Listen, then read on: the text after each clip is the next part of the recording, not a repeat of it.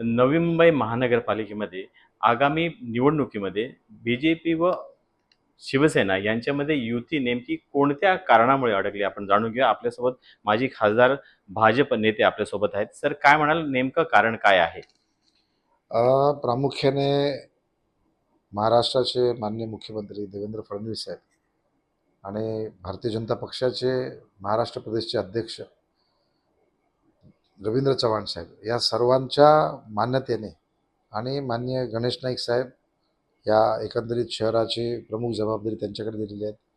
आमदार मंदाताई म्हात्रे आहेत, डॉक्टर राजेश पाटील साहेब आहेत आणि आमचे सर्व पदाधिकारी या सर्वांना बरोबर घेऊन युती करण्यासंदर्भामध्ये थोडंसं नाराजगी या ठिकाणी आमच्या कार्यकर्त्यांनी सातत्याने सांगितले की युती करण्याची आवश्यकता नाही, परंतु पक्षश्रेष्ठींनी एकदा अंतिम या संदर्भात निर्णय घेतला तर तो सर्वांना मान्य करावा लागतो आणि त्या अनुषंगानं युतीच्या संदर्भामध्ये 2 बैठका या ठिकाणी झालेल्या आहेत. सुरुवातीला कशा पद्धतीने युती असावी, कुठे असावी, त्याचा बेस काय असावा, हा साधारण एक चर्चेचा विषय होता आणि तो चर्चा झाली. त्याच्यानंतर दोन्ही पक्ष नेतृत्वांनी आपल्या प्रमुख लोकांची चर्चा करून एक आदान प्रदान करावं की बाबा किती सीट्स आपण दिल्या पाहिजेत, कुठल्या सीट्स आणि किती सीट्स. तर या संदर्भामध्ये आमची चर्चा झाली आणि उद्या अंतिमतः या संदर्भामध्ये फायनल चर्चा करण्यासंदर्भामध्ये उद्या बैठक होईल.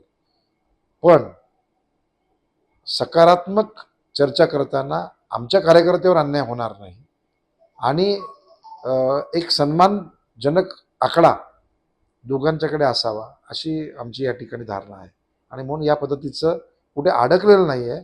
उद्या या संदर्भामध्ये अंतिम चर्चा करून शिक्कामोर्तब करण्याचा आमचा प्रयत्न आहे. साधारण किती उमेदवार आहेत? तुमची काय मागणी आहे?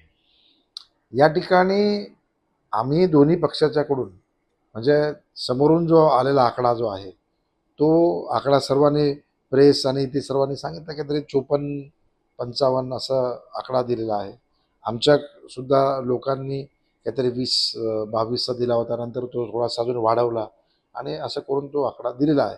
परंतु मुळामध्ये दोन्ही आकडे हे जेव्हा कुठेतरी तोलामोलाचे येणार नाही. आता आम्ही सांगितलं की बाबा नवी मुंबईमध्ये भारतीय जनता पक्षाचा एकंदरीत वाढता प्रभाव पाहता ही जास्त संख्या भारतीय जनता पक्षाकडे असली पाहिजे अशी आमच्या सर्व कार्यकर्त्यांची इच्छा आहे आणि याच्यामध्ये आमच्या बऱ्याचशा कार्यकर्त्यांना, प्रमुख कार्यकर्ते आहेत जे मेहनत करत आहेत, कारण ही निवडणूक आता कार्यकर्त्यांची आहे आणि त्यांच्यासाठी जर ही उपलब्धता करून दिली नाही तर निश्चितपणे कार्यकर्त्यांमध्ये नाराजगी होईल आणि त्यांच्यावर अन्याय झाल्यासारखं आम्हाला वाटतो आणि म्हणून सकारात्मक चर्चा करण्याच्या दृष्टिकोनातून आम्ही पुढाकार घेतलेला आहे आणि मला विश्वास आहे की उद्या या गोष्टीवरती अंतिम निर्णय होईल. तोडगा निघेल असं वाटतंय तुम्हाला एकूण पाहता? मला 100% वाटते, कारण शेवटी माननीय मुख्यमंत्री देवेंद्र फडणवीस साहेब, माननीय रवींद्र चव्हाण साहेब या सर्वांनी महाराष्ट्रात युती व्हावी अशा पद्धतीची धारणा सर्वीकडे आतापर्यंत सांगितलेली आहे आणि मला असं वाटतं की आम्ही सर्व सकारात्मक आहोत. सकारात्मक असलं तरी देखील बैठकीत तसे निर्णय पुढे येत नाहीयेत. 100% उद्या या संदर्भामध्ये अंतिम निर्णय घेण्याची वेळ झाली, कारण आता राहिले कुठे दिवस, 2 दिवस तर राहिलेले आहेत आणि 2 दिवसामध्ये निर्णय घ्यावाच लागणार.